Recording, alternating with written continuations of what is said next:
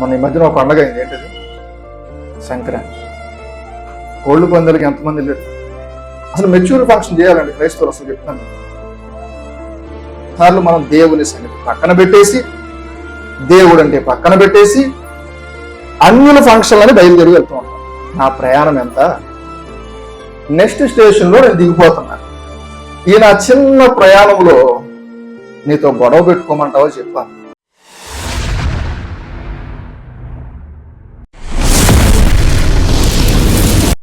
ఎఫెసీయులకు రాసిన పత్రిక 4వ అధ్యాయం 27వ వచనం. చాలు. అపవాదికి చోటియ్యకుడి.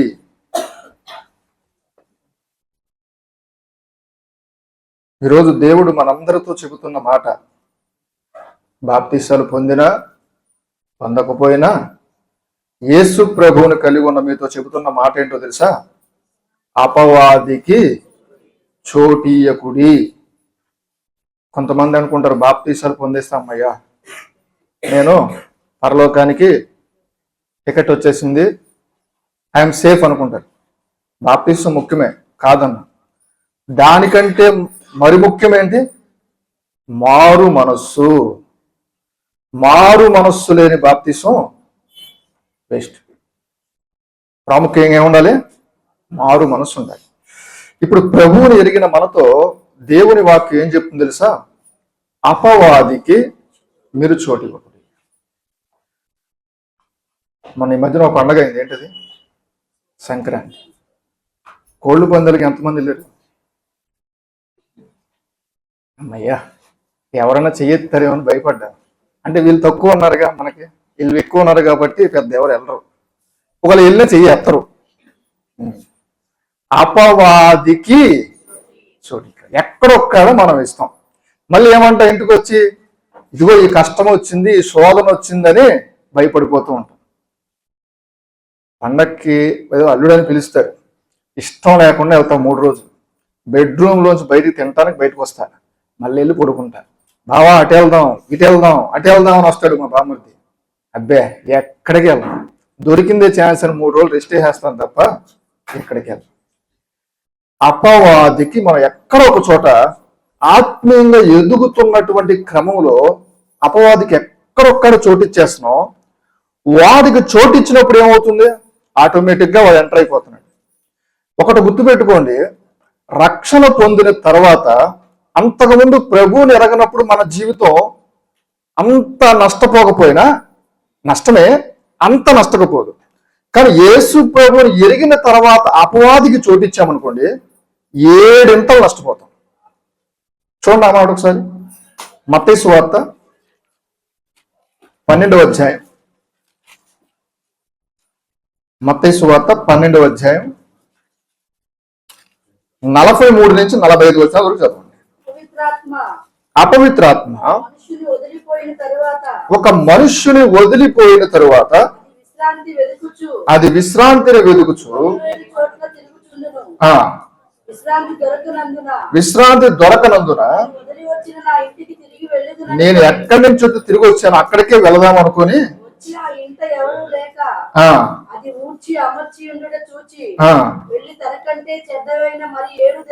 అబ్బా, దానికంటే చెడ్డదైన మరి 7 దెయ్యాలను వెంట పెట్టుకుని వచ్చును.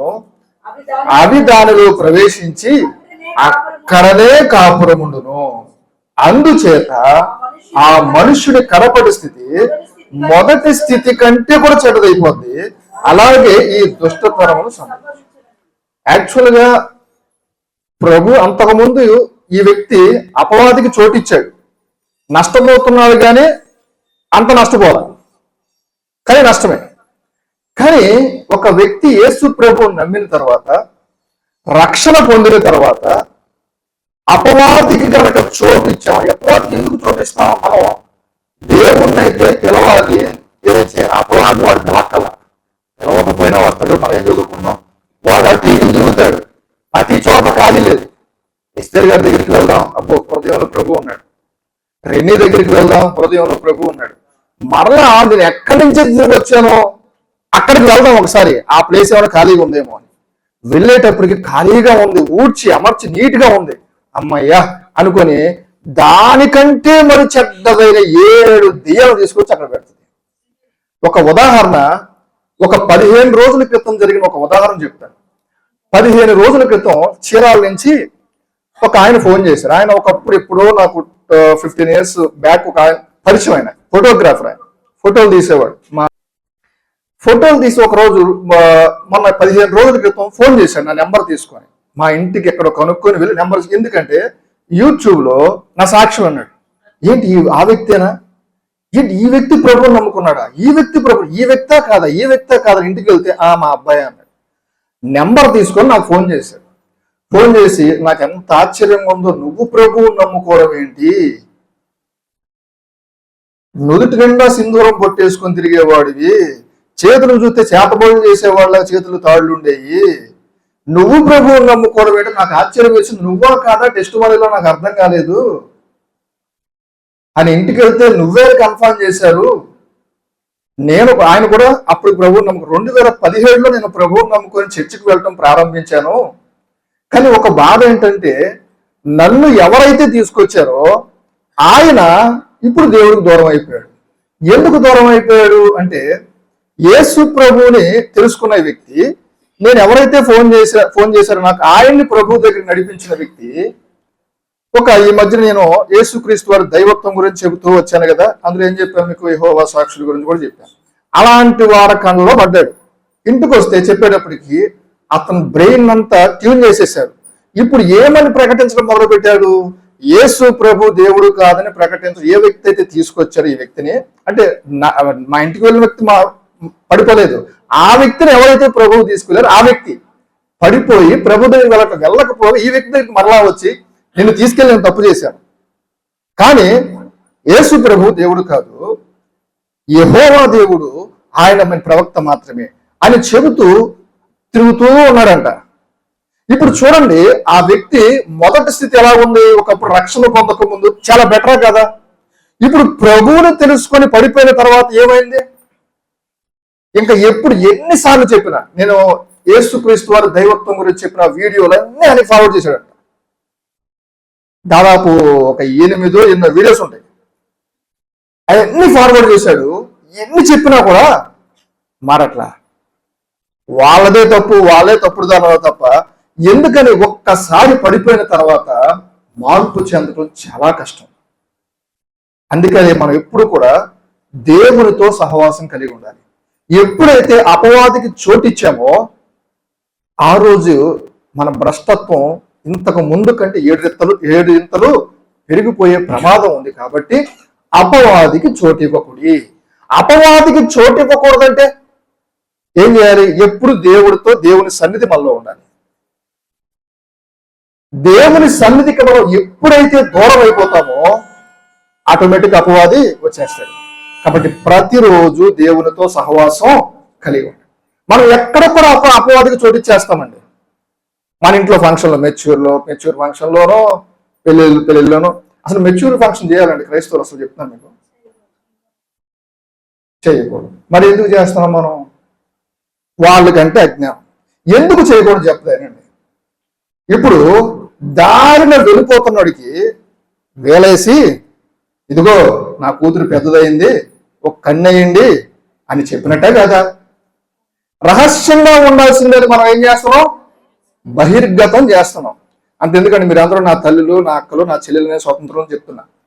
నెల దేవుడు ఇచ్చేటువంటి ఋతుక్రమం మీకు ఉంటుంది. రహస్యంగా చేస్తారా, బయటికి చెప్పుకుంటారా? రహస్యంగానే ఉంటుంది. మరి అది కూడా సహజంగా జరిగేటువంటి ఒక ప్రక్రియ. దాన్ని మనం ఏం చేస్తున్నాం, ఫంక్షన్లో పెడుతున్నాం. దారిలో వెళ్తున్న ప్రతి ఒక్కడికి ఇంకా అక్కడ బ్యానర్ వేసి, రోడ్డు చివర ఒక బ్యానర్ వేసి, ఇదిగో ఇక్కడ దారి అని చెప్పేసి బ్యానర్లు వేసి మనం చెప్తున్నాం. ఇది చెయ్యాలా? నీకు కూడా కూతురు ఉందంటారా? నేను చేయనుగా, రేపొద్దున మీకు ఆ ఛాన్స్ ఇవ్వనుగా. ఎందుకు? దేవుని వాక్యాన్ని మనం ధిక్కరిస్తున్నాం. ఏ చిన్నగా అన్యులకు అవకాశ మార్గంలోనికి మనం వెళ్ళిపోతున్నాం. మనం అనుకుంటున్నాం ఇది మార్గం ఇలా చేయాలి, అందరూ చేస్తారు, మనం అంతకుముందు చేశాం కదా, చేయాలనుకుంటున్నాం. మన దేవుళ్ళలోకి వచ్చిన తర్వాత కూడా మన స్థితి అలాగే ఉంటున్నాయి. అపవాదికి ఎక్కడొక్కడ మనం చోటిచ్చేస్తున్నాం. దాన్ని బట్టి మన శోధనలో పడిపోతున్నాం. అది ఎక్కడ కావచ్చు, వివాహం గురించి నేను చెప్పక్కల, స్టార్టింగ్ నుంచి ఎండింగ్ దాకా ఎక్కడొక్కడ అవకాశం ఇచ్చేస్తున్నాం. జాగ్రత్త, అపవాదికి చోటు. ఇంకా మనం ఆత్మీయంగా వెళ్ళేటువంటి క్రమంలో ఎప్పుడు దేవునికి దూరం అయిపోతామో దుష్టుడు ఎంటర్ అయిపోతాడు. మన ఇళ్లలో విశ్వాసులు అయితే పర్వాలేదు, మన ఇళ్లలో చాలా మంది మన బంధువులు అన్యులు ఉంటారు కాబట్టి చెప్తున్నా, దేవుని సన్నిధికి దూరం అయిపోయి వాళ్ళతో గడపాలని వెళ్ళి ఇబ్బంది పడి వచ్చిన వాళ్ళు కూడా ఉంటారు. దేవుని ఎరిగిన మీతో ఒక విషయం చెప్పాలి. ఇలా వెళుతున్న క్రమంలో మన గృహంలో అన్యుల నుంచి ఎక్కడొక్కడ సమస్యలు వస్తాయి. కొన్నిసార్లు మనం దేవుని సన్నిధి పక్కన పెట్టేసి, దేవుడు అంటే పక్కన పెట్టేసి అన్యుల ఫంక్షన్లని బయలుదేరి వెళ్తూ ఉంటాం. ఫంక్షన్కి వెళ్ళొద్దంటలేదా అన్నా నేను, అదే దేవుడి వాక్యమే మీకు మనసుంటే వెళ్ళమని చెప్పినప్పుడు నేను ఎంత మాత్రం వెళ్ళండి. కానీ ఎక్కువ సహవాసం పెంచుకోవద్దు. దూరంగా ఉండి ప్రేమగా ఉండండి, దగ్గరగా ఉండి దూరం అవ్వద్దు.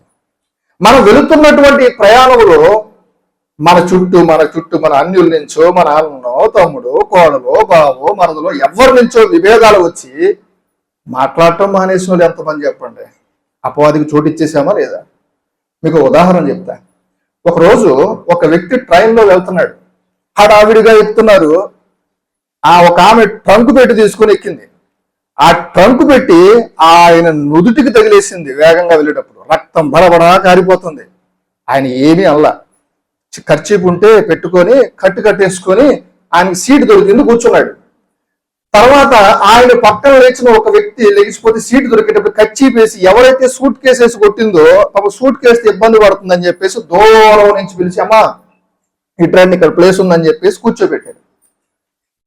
జరుగుతుంది ఏదో తెలియని ఒక మనసులో ఒక బాధ, నేను కొట్టేశాను, ఏం అయినా సీట్ ఇచ్చాడేంటి అని. కానీ ఉండలు పట్టలేక అడిగేసింది, ఏమండి నా సూట్ కేసు తగిలింది, మీకు గాయం తగిలింది కదా, నా మీద మీకు కోపం లేదా అంటే, అమ్మా నా ప్రయాణం ఎంత, నెక్స్ట్ స్టేషన్లో నేను దిగిపోతున్నా, ఈ నా చిన్న ప్రయాణంలో నీతో గొడవ పెట్టుకోమంటావో చెప్పాను. ఈరోజు మన జీవితం కూడా ఎంత చిన్న ప్రయాణం చెప్పండి, చిన్న ప్రయాణం పెద్ద ప్రయాణం, దానికి ఒక టార్గెట్ ఉంది. నెక్స్ట్ స్టేషన్లో దిగుతాను, ఆపోజిట్ స్టేషన్లో దిగుతాను, అసలు మనం ఏ స్టేషన్లో దిగిపోతామో మనకే తెలియదు. ఇప్పుడు అంటే ఎప్పుడు పోతామో తెలియదు అని అర్థం.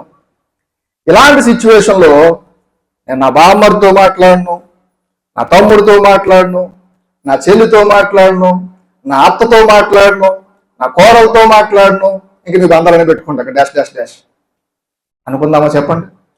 ఇప్పుడు మనం అందరూ ఏం చేసాం? అపవాదికి చోటు ఇచ్చేసామా? ఈరోజు మన జీవితంలో కూడా ఎక్కడొక్కడ ఏదో విషయంలో అపవాదికి చోటు ఇచ్చేస్తున్నాం. జాగ్రత్త. అందుకనే ఇప్పుడు ఇలా గొడవలు రాకుండా అంటే ఏం చేయాలి? ఒకప్పుడు కలిసి ఉంటే కలదు సుఖం, ఇప్పుడు కలిసి ఉంటే కలదు నష్టం, కష్టం, బాధ, కొట్టుకోలు అన్ని. ఎందుకంటే సమాజం అప్డేట్ అవుతుంది. అంటే మనుషులు అప్డేట్, సమాజం ఎప్పుడు, సమాజం అంటే మనుషులే, మనుషులు అప్డేట్ అవుతున్నారు, దానికి తగ్గట్టుగా మనం కూడా మారాలి. దూరంలో ఉన్న సహోదరుడి కంటే దగ్గరగా ఉన్న పొరుగువాడు వాసి. ఫంక్షన్ వచ్చేసిందని భర్త పిల్లలను వదిలేసి మా తమ్ముడు వెళ్ళి వారం రోజులు ఉండిపోమాకండి. ఈ వారం రోజులు జరగాల్సిన ఏదో నష్టం జరిగింది. అన్న అన్నాడు, వదినందో, మావ అన్నాడు, ఏదో ఒకటి చిన్న జరిగింది, ఇక అక్కడతో బంధం వెళ్ళిపోద్ది. అందుకని మీకు చిన్న టెక్నిక్ చెప్తా. ఫంక్షన్ ఉన్నప్పుడు వెళ్ళామా వచ్చామా అది నాది కాదు అని ఉన్నారనుకోండి, మనుషులు దూరంగా ఉంటాయి, మనసులు దగ్గరగా ఉంటాయి. లేదు నేను మనుషులు కూడా దగ్గర అయిపోదాని వెళ్తావా, మీ మనసులు దూరం అయిపోతాయి. జాగ్రత్త. ఇప్పుడు ఏమని చెప్పాను? అపవాదికి చోటు ఇవ్వకూడదు. దుష్టుడు మీరు దేవుని పిలుపు కోసం పిలువబడింది. దేవుడు మిమ్మల్ని పిలిచాడు ఒక పని కోసం. నువ్వు విశ్వాసగా ఉండటానికో, విజ్ఞాపన ప్రార్థన చేయటానికో, వాక్యం చెప్పడానికో, పాటలు పాడటానికో నిన్ను పిలిచాడు. అది నీ పని. ఇలా వెళుతున్న క్రమంలో అపవాది అంటాడు, ఇది నిజమేనా? నువ్వు ఇలా ఎదుగుతూ ఉంటే నీకేమైనా ఉపయోగం ఉంటుందా అనే క్వశ్చన్ మార్క్ వేస్తాడు. ఆదాము అవ్వకు ఏం చేశాడు? క్వశ్చన్ మార్క్, ఇది నిజమా అన్నాడు, అంతే. చూడండి, ఆ మాట చదవండి ఒకసారి. ఆదికాండం 3వ అధ్యాయం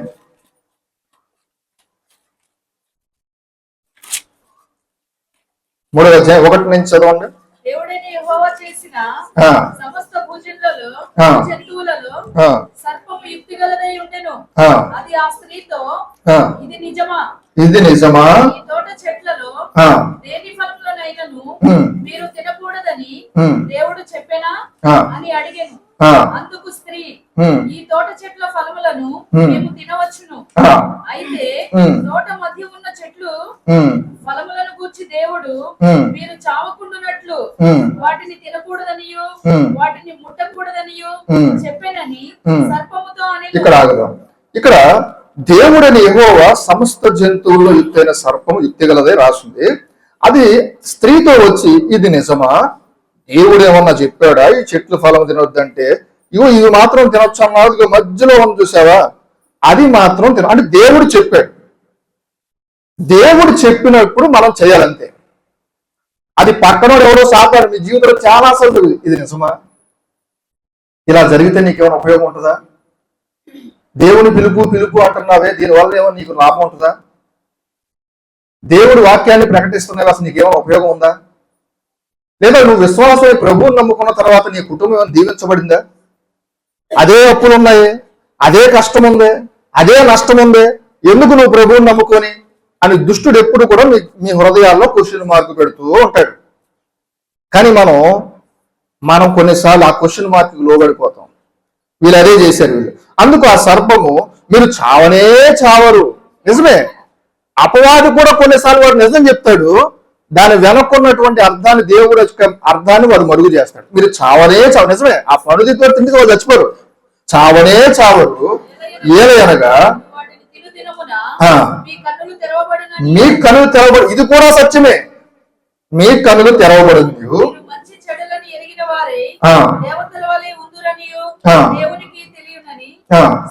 స్త్రీతో చెప్పారు. ఇది మీకు అంతా కూడా తెలుస్తుంది, మీకు మంచి చెట్లు వివేచన వస్తుంది. నిజమే, అది తినిన తర్వాత నిజంగా అలాగే వచ్చింది.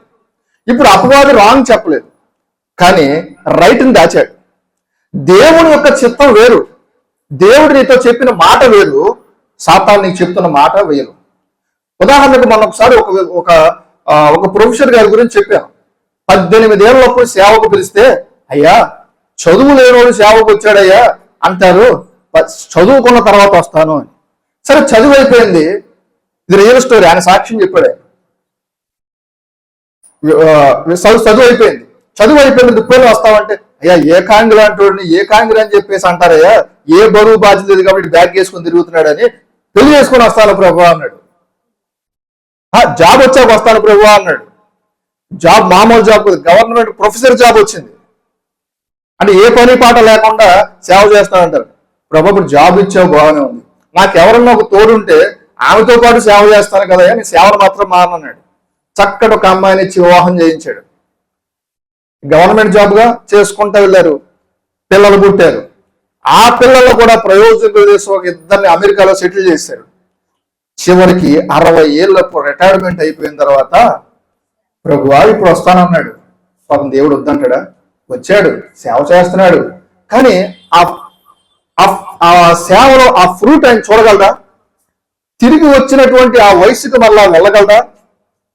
సాతాను అంటాడు, నువ్వు 60 ఏళ్ళ తర్వాత కూడా సేవ చేయొచ్చు, ఈ రోజు నువ్వు సెటిల్ చేయాల్సిన ఎన్ని ఉన్నాయి, నీ పిల్లల పెళ్ళిళ్ళు ఉన్నాయి, నీ ఉద్యోగం గవర్నమెంట్ జాబ్ ఇది ఎవరైనా ఇస్తారా, ఎన్నో రకాలుగా అనొచ్చు. కానీ 60 ఏళ్ళ తర్వాత కూడా ఈ సేవకు వచ్చాడు. అపవాది చెప్పింది కరెక్టే, నువ్వు 60 ఏళ్ళ తర్వాత సేవ చేయొచ్చు. నిజమే, 60 ఏళ్ళ తర్వాత సేవ చేస్తున్నాడు. కానీ వెనక్కి తిరిగి వచ్చినటువంటి ఆ వయసు మరలా వస్తుందా? ఆ సేవా జీవితం మరలా